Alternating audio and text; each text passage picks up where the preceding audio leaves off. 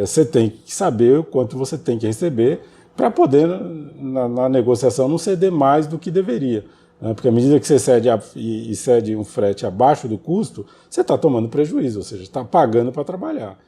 Olá! No vídeo de hoje nós vamos falar a respeito de frete defasado. A defasagem no frete chegou a 16% no primeiro semestre deste ano. É o que apontou pesquisa da NTCI Logística.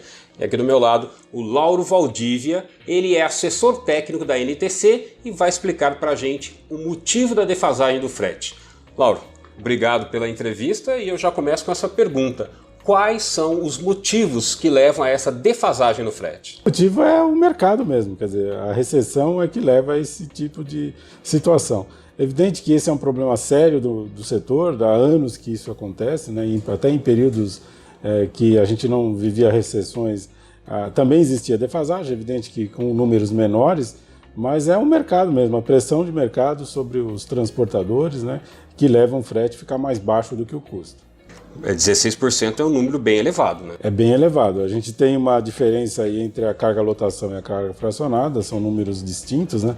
Mas os dois são altos, né? Tanto 20% que deu para a carga lotação é um número alto, que é muita coisa, 20%, mas aparentemente parece que 8% para a fracionada é pouco, mas também é um número muito alto, porque na fracionada você não consegue reduzir custo na mesma velocidade e intensidade que você consegue na lotação. Então o número acaba ficando muito alto também para a fracionada. O frete defasado, condições de mercado, mas o transportador ele tem uma culpa nesse frete defasado?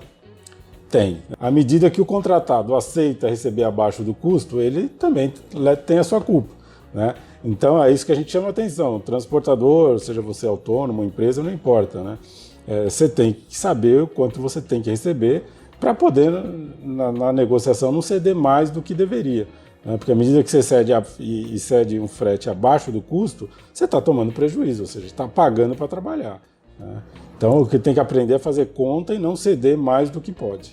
Bom, agora o transportador, pelo que a gente viu na pesquisa, ele também deixa de cobrar algumas tarifas importantes, né? Explica pra gente quais são essas tarifas que o transportador está deixando de cobrar. Então, o transporte é uma coisa complexa, né? Então, a complexidade do transporte leva a uma cobrança um pouco mais complexa. Não dá pra gente simplificar em cobrar por quilômetro, percentual do valor da carga, ou somente em uma tarifa só. Então a gente tem alguns componentes dentro da cobrança do frete. Uma delas é o frete e peso, que a gente está discutindo, que é inclusive a defasagem é do frete e peso, mas a gente tem outros componentes, né? Então a gente tem o frete e valor, que está atrelado ao risco do negócio do transporte. Então o transportador ele tem responsabilidade sobre a carga, e o que vier acontecer com a carga, com exceção aí de roubo ou furto, né? O resto é a responsabilidade dele. Ele vai ter que indenizar o cliente tudo aquilo que vier acontecer com a carga. Uma avaria, um extravio, tudo isso tem que ser indenizado. E esse risco que ele corre ao assumir o transporte daquele produto ou daquela carga tem custo. Então o risco está atrelado a custo. Tanto que assim que quando você vai fazer um seguro, a seguradora te cobra. Ela aceita o teu risco, mas ela quer alguma coisa em troca, algum valor em troca para assumir teu risco. O transportador muitas vezes não cobra nem isso, né? Quer dizer, ele assume o risco sem receber nada, né? E aí quando acontece o sinistro ou a eventualidade que ele tem que indenizar o cliente, ele acaba o quê? Tem que tirar dinheiro de algum lugar. De onde ele tira dinheiro? Caso ele tenha tido lucro naquele serviço, o lucro vai embora, porque o lucro ele vai ter que pegar o dinheiro do lucro e indenizar o cliente. E muitas vezes o lucro não é suficiente, ele tem que tirar dinheiro do custo. Aí vai dinheiro do pneu, que ele estava guardando para trocar pneu, da manutenção, vai para indenizar o cliente. Então esse é o outro componente. O outro que a gente tem aqui no Brasil, que aí é particularidade do Brasil, é o gerenciamento de risco, que a gente chama de GRIS. Aí esse aí está atrelado ao custo do roubo, né? Está atrelado à atividade, propriamente o roubo. Mas não o seguro contra roubo. As medidas que o transportador tem que tomar para evitar o roubo. Então, se o roubo aqui no Brasil não fosse tão alto, o transportador não precisaria tomar essas medidas, não precisaria gastar esse dinheiro e poderia cobrar o frete mais baixo ou deixar de cobrar esse GRIS, né? Como aqui a gente tem um nível alto de roubo, ele tem que fazer um monte de coisa, colocar gerenciador, rastreador, monitorar, né? O próprio roubo também traz prejuízo para o transportador, porque o caminhão é roubado, fica sumido, né? O motorista também fica sumido, né? O frete daquela viagem, por exemplo, já não se recebe. Então, tudo isso é custo que tem que, de alguma forma, ser ressarcido. Então, esse ressarcimento é através da cobrança do GRIS. À medida que ele não cobra, volto a dizer, vai sair do lucro.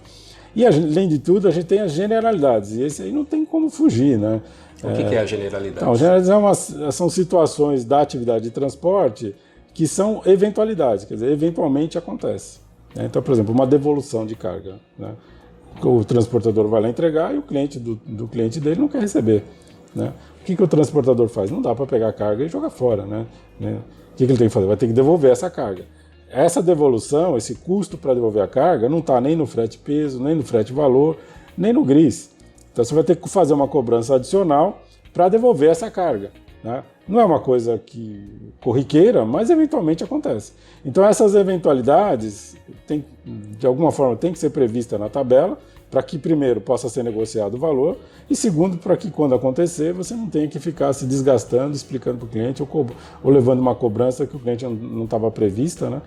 E que ele não sabia que existia e tal. Então, na tabela tem que ter, né? Então, na hora que você cobrar, você tem que dizer, olha, quando acontecer uma devolução, quanto que você vai me pagar? Se não acontecer nunca, é evidente que o cara nunca vai precisar pagar. Mas, como a devolução, tem outras situações aí que tem que ser previstas, devem ser previstas, né?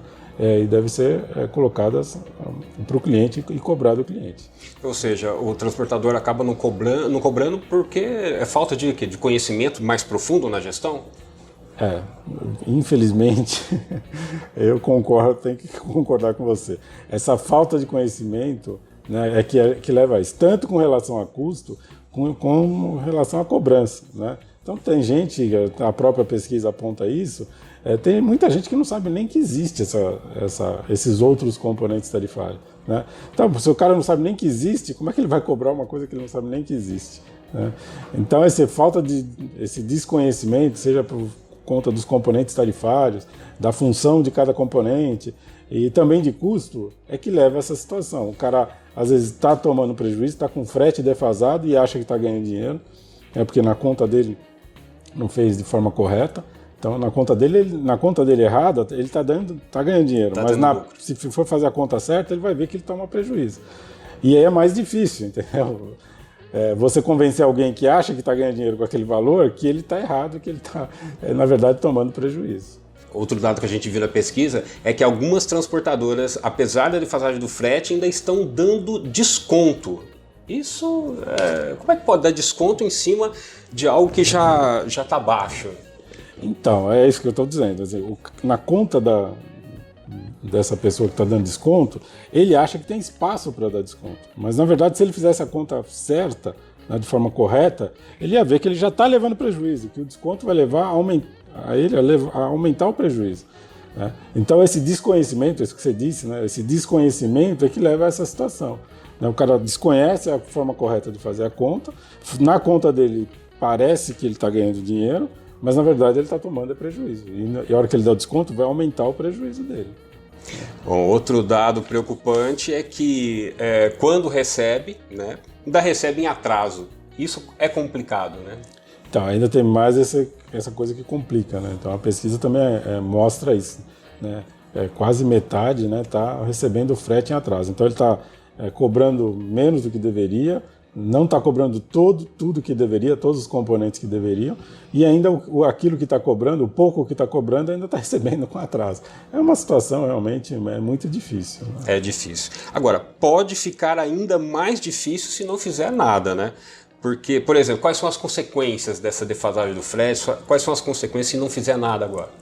Então, assim, com relação à empresa, uma consequência que eu pesquiso, né, que a gente pesquisa, é o pagamento de impostos, né? Então, você vê aqui, na pesquisa diz que lá 43% não estão conseguindo honrar lá, pelo menos em dia, né, com os impostos, que é a primeira consequência, né? Então, a primeira consequência, à medida que você recebe abaixo do custo, é que você tem que abrir mão de alguma coisa, né? Como o dinheiro que você recebe não dá para pagar tudo, um momento ou outro você tem que abrir mão de alguma coisa.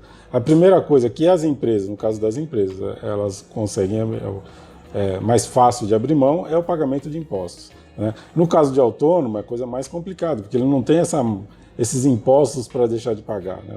E aí ele passa, muitas vezes, a canibalizar o próprio caminhão, né? Então, quer prejudicar a renovação do caminhão dele, que era para trocar daqui 5 anos, aí ele tem que adiar, vai adiando, e muitas vezes adia eternamente, né? Então, a gente vê caminhões de 30, 40 anos, é o cara que diz o quê? Ele tem um caminhão de 30 anos, 40 anos porque ele gosta de caminhão velho? Não, é que simplesmente ele não tem dinheiro para trocar o caminhão, né? Por que ele não tem dinheiro para trocar o caminhão? Justamente por isso, porque ele não está recebendo o frete de forma correta, tudo que ele deveria receber. Ele tem que abrir mão de alguma coisa. Acaba abrindo mão da troca do caminhão. Quer dizer, no caso do autônomo, ele abre mão da troca do caminhão, vai deixando o caminhão cada vez mais velho, pode impactar aí na questão de segurança, né? Sim. E no caso da empresa, a falência total. No caso da empresa vem a falência, né? E no caso do autônomo, do caminhoneiro, ele tem outras consequências, né? Porque o caminhão é a primeira coisa que ele deixa de trocar, então, de fazer, que é a troca do caminhão. Mas se isso não for suficiente, porque se ele continuar concedendo desconto, o que vai acontecer? O dinheiro que era para ele guardar para trocar o caminhão não é suficiente, aí ele começa a usar outros custos, né? Dinheiro de outros custos, aí vai para manutenção, aí prejudica a qualidade da manutenção do caminhão dele, a troca de pneu, ele tem que trocar aquele pneu que ele já começa a rodar com o pneu mais liso porque não consegue trocar o pneu. Nessa questão da segurança, muitas vezes com frete baixo, ele tem que compensar na quantidade, né? Então, a receita dele é o frete que ele cobra vezes a quantidade de viagens, de serviço que ele faz. Como ele cobra um valor baixo, ele tem que compensar na quantidade. Como? Trabalhando 18, 20, 24 horas por dia. E é o que a gente vê, né? Então, o cara trabalha 20, de domingo a domingo, 20 horas por dia. Por quê? Porque simplesmente o frete é muito baixo e para ele ter uma receita razoável, ele tem que trabalhar demais, né? Então, tudo isso leva à insegurança. Você vê que o frete baixo tem uma série de consequências. Série de consequências, sem dúvida. Agora, tem solução? Qual o caminho para, pelo menos, tentar minimizar o problema, Lauro? Essa entrevista tem uma parte 2 e você não pode perder. Eu vou deixar o link para você. E se você ainda não é inscrito aqui no canal, se inscreva e ajude a fortalecer essa comunidade que cresce a cada dia. Aqui no canal tem muito conteúdo interessante feito para você. Valeu!